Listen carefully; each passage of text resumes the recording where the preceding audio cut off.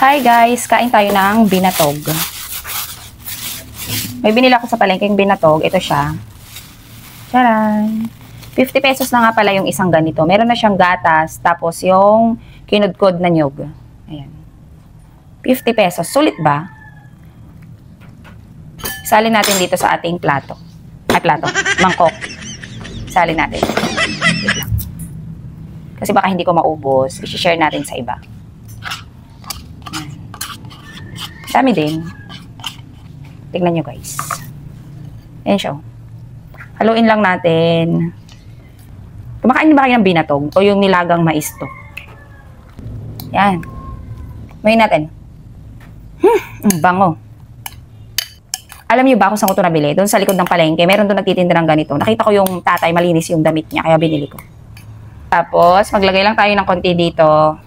Siyempre, ititira natin sa ating mga kasamahan yan. Ito lang kakainin natin. Try natin.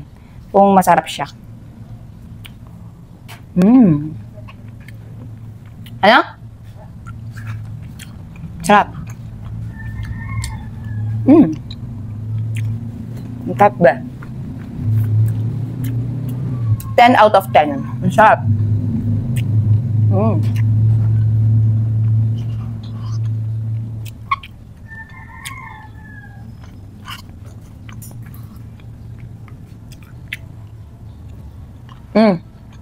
Pels, kumaka.